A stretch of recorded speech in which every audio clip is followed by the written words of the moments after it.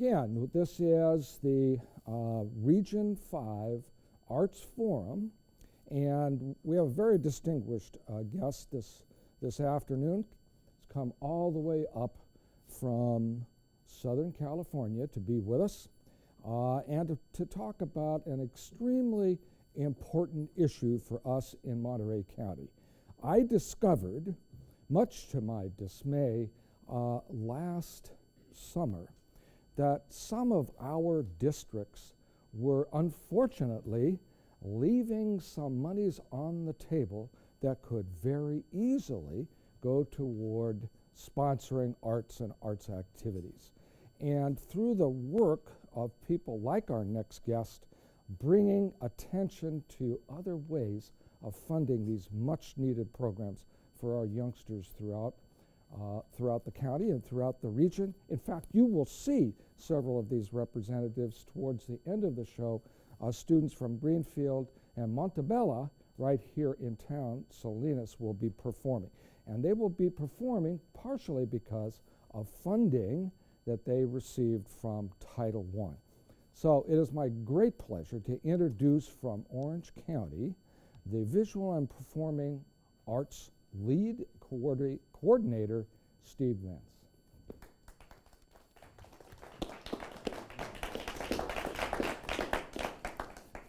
Good afternoon, everybody. My name is Steve Venz. I am the Visual and Performing Arts Coordinator for the Orange County Department of Education, and it's my pleasure to be here this afternoon, so thank you, Hamish. So I have a short amount of time to talk about this thing called Title I funding and arts education. So I'm just going to dive right into it. Let me get the clicker here. So just a little bit of background. Again, my background before I was an administrator of Title I administrator of arts education in Orange County. I had the honor of being a principal at a Title I school in Los Angeles, and that was a Los Angeles Unified School District school located specifically in South Central Los Angeles, and that's Quincy Jones Elementary School, and I was a principal there for about 5 years, and then before that I was the Visual and Performing Arts Coordinator or Administrator for LA Unified, and before that I was a teacher and still a teacher. So anyway, so that's my background of living the work that I'm going to be discussing. Another thing I would like to talk about is like the background of Title I and arts education. So one of the things that that should just be brought out is Title I funding. What is Title I funding? And I'm assuming that if you're tuning into this, you probably know what it is, but just in case, Title I funding was funding that was created, it was a funding source created by the federal government to address students who are coming from a background, a socioeconomically disadvantaged background. Essentially, they are coming from communities of poverty and addressing those students to provide equity for their education. So this funding comes from the feds. It goes to, basically it will transfer down to the school districts, and then the school districts will transfer it to the schools where those students are. So that's what this funding is. So you have this money that's going into schools where there's a high need of funding because those students and that community really, there's a lot going on there specifically. So there's that. And then the other part is, so why are we talking about arts education? Why arts education with all of this business? Well, for several years, actually for many years, arts education was part of the solution to addressing some of the issues that we saw within the schools in terms of helping students to be successful and to achieve. But here's the thing. What ended up happening was that you have the federal government and you have compliance officers going into the schools, going into the districts, And when they look into the districts and they review, you have to go through an official review. And they saw that it was not meeting the standards of this review. So immediately within California and also across the states, across other states in the United States, we saw that that these funds were starting to be stopped in terms of use of arts education, or using the funds and using arts education to support the needs of the school. So here's what's happened recently. So this cartoon, this sort of speaks to, how many of you actually, can anyone relate to this? You feel this, right? I mean, this is my life here, okay? Just letting you know. So, so anyway, the compliance issue comes down to the documentation of the plan that you're creating. Meaning, a school, when they're using arts education, what they're going to do, or when they're using Title I funds, they have to develop a plan at the school. So that's for the upcoming school year. That plan is called the single plan, right? Single plan for student achievement. So one more time, it's the single plan for student achievement. Okay.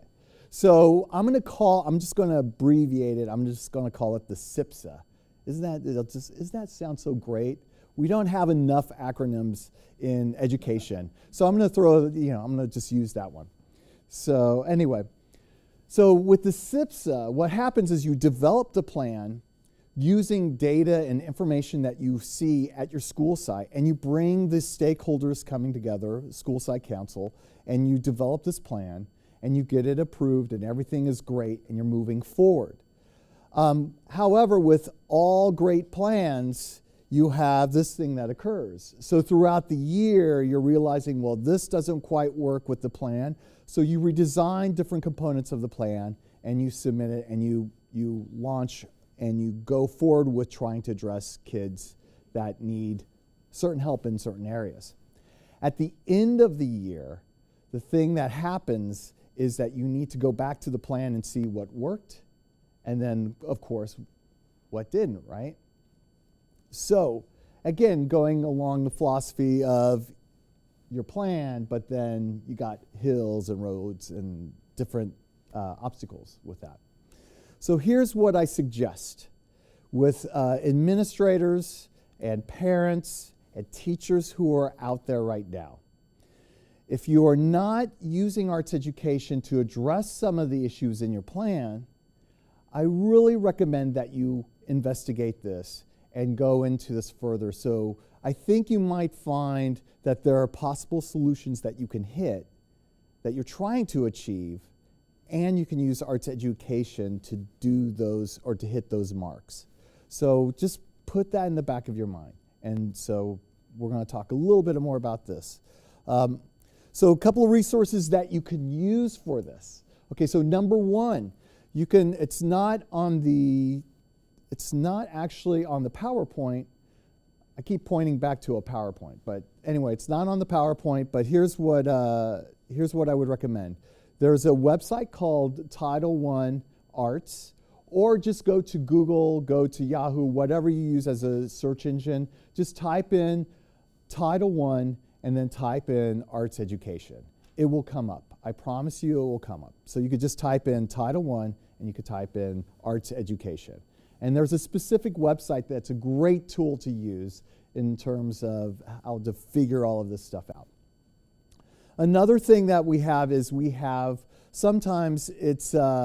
examples of arts education and how to use it within Title I funds.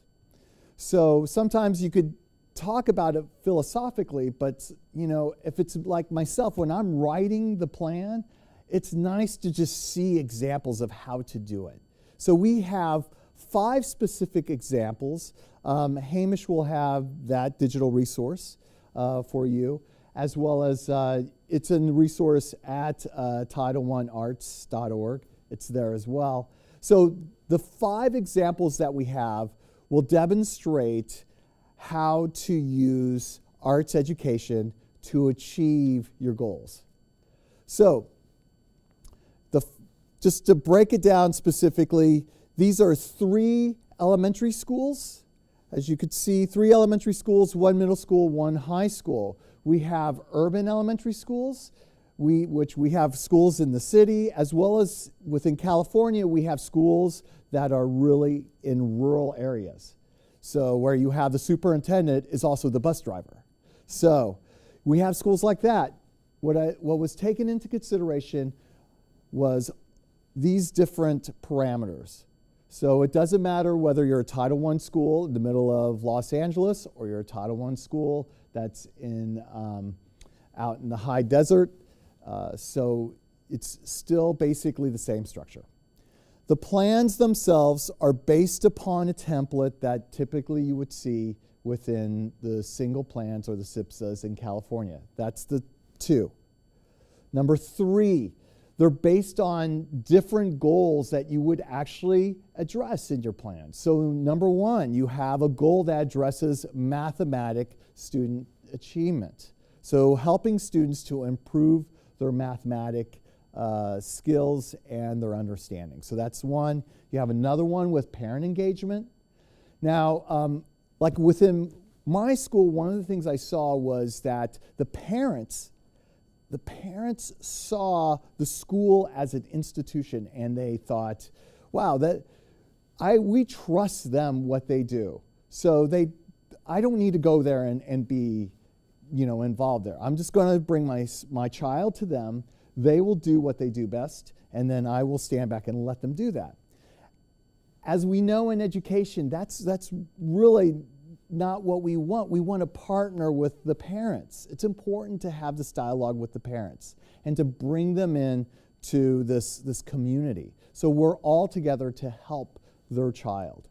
So with this second goal, the parent engagement, one of the things that is addressing, and one of the things that helped me at my school in particular, was to break down the institutional barrier. I'll say that again. It helped me to break down the barrier between the school, which the parents saw as an institution, and themselves, or the guardians, or the foster parents, or whoever was taking care of that child or those children. What we ended up doing was we ended up having arts. We would have arts events. We would have performances. We would have all these things that were occurring. The parents would come to the elementary school to see their kids perform. While they were there, we tied in other components. So for example, it's a great time to schedule an event like that when you have parent-teacher conferences. And if you're keeping track of your parent-teacher conferences, you know which parents are probably not showing up. At the same time, you also know that you have a good chance of seeing those parents at the event. And it's a perfect time to connect with them in a way that is very honest and warm, because you're talking about their child and you want the best for their child. It's not, again, not trying to be punitive or institutionalized. It's bringing this together because it's about community. So that's the wonderful thing about that. Another idea I'd like to throw out is that as well, have the arts event and have the arts events bring the parents there and then tie in other services, like have a health services thing. We used to have, or we still do at Quincy Jones Elementary School, we have a thing there, it's the Jazz and Health Festival. What we notice is that in the schools in the neighborhood, they would have these health festivals with all these resources coming out. So you would have this amazing van that would come out from Cedars-Sinai and provide services for the parents, and they'd have, a significant investment to these health fairs or festivals at the schools, but they'd only have 40 people show up. Well, how do you get parents to show up? You have a performance, or you have a concert, you have some sort of festival, you have something that really entices the parents to see their kids perform. Parents would show up, and at the same time they receive services from the health organizations that come and partner. What that does is, again, it strengthens the community and it brings everyone together, and it helps to ultimately bring everyone together to focus on the needs of that child. So that goal, that is number 2, the goal that we wrote in the plan. That's one of those things. Number 3 is English language arts. It's tying in theater and English language arts, particularly, is very powerful tool for your students, your English language students, your English language learners. So that's a very important tool to incorporate. Number 4 and number 5 have to do with lifting and improving the social and the climate at the school. So it's the social and emotional goal, but it's specifically the climate and the positive school-wide behavior. So it's addressing those needs. It's addressing the needs of those students who typically would be, detention, suspension, feeling disconnected from the school.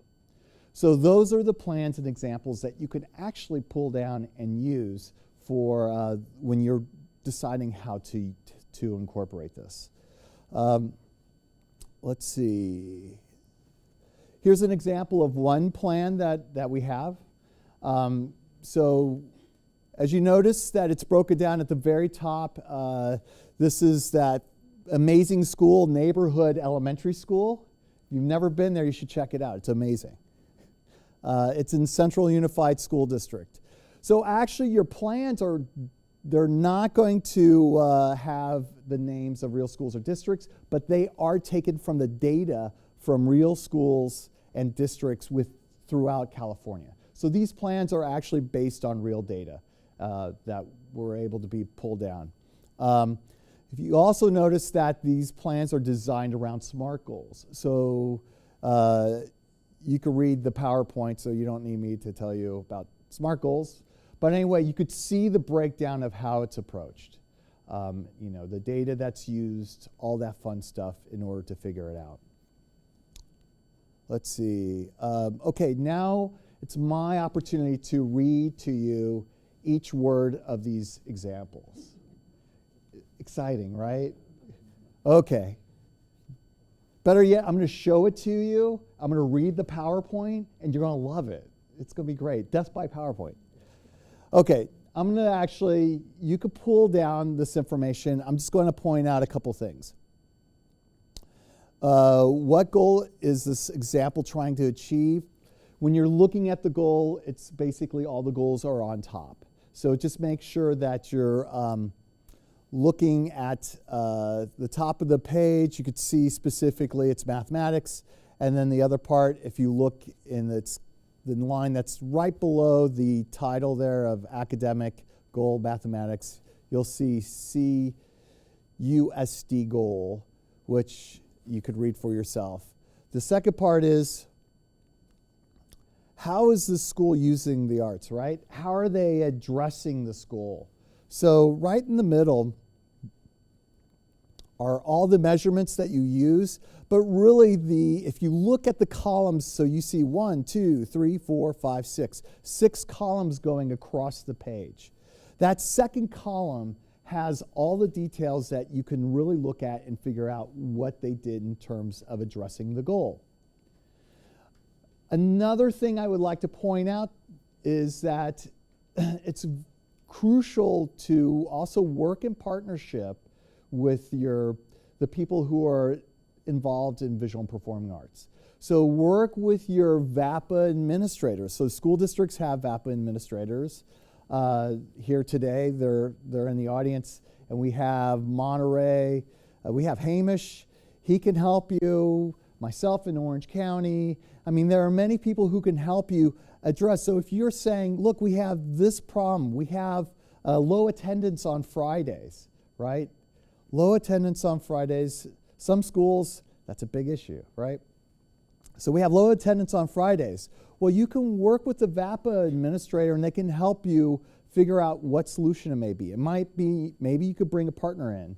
So bring a partner, maybe you could bring in an arts organization to help you with that. Maybe you want to do some sort of project or, some sort of arts integrated project on Fridays. If the kids are doing that on a Friday, trust me, you will have many more students showing up for their attendance, or they'll be showing up to school.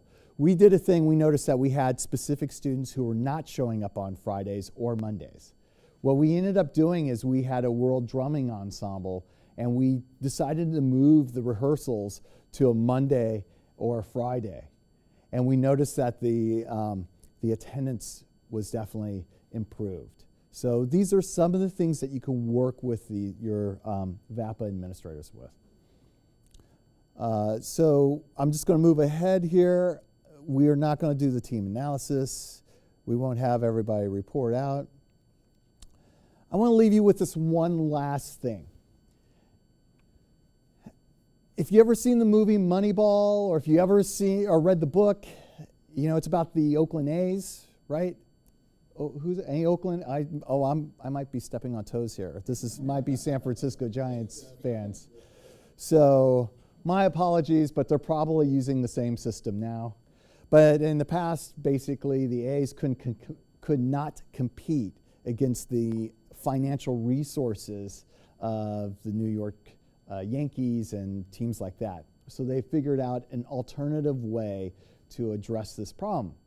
So what they did was they took Bill James' philosophy, which is essentially there's always a better solution to the problem. There's always a better solution to the problem. So meaning if you think you've solved the problem, that's not a place to stop. Circle back and take a look at it and try something different. And ultimately, I think in these times where you have the change of the law, federal law, we have Every Student Succeeds Act. Then we had this huge transition with presidency and transitions right now as we live within California with the way we look at schools. So it's a prime time right now for you and the rest of us, myself, to look at things and just look at it in a different way to figure out better solutions to these problems. I would say that I had one student where I can literally say that the arts saved her life. And I know that there are many students throughout the United States who have that example. I can even say that with my own kids. So it's whether it saved their life or whether it allows them to get into a school, get into a UC school, whatever it may be. But the arts are really crucial. And what we've noticed is that if you want to test inequity and you want to test a lack of access in schools, look at arts education, because that tended to be the first thing that was cut and eliminated. So this is an issue that really is addressing an issue in terms of the 21st century, how we allow students to be prepared and how we help students be prepared for the workforce that we really need. So again, it's my pleasure to be speaking with you today, and thank you for letting me come up here. So I was going to do I flew up here and my arms are tired, right? So thank you very much. Try the veal. Anyway, so thank you, and let's go forth and let's do what we need to do for our kids. All right, thank you.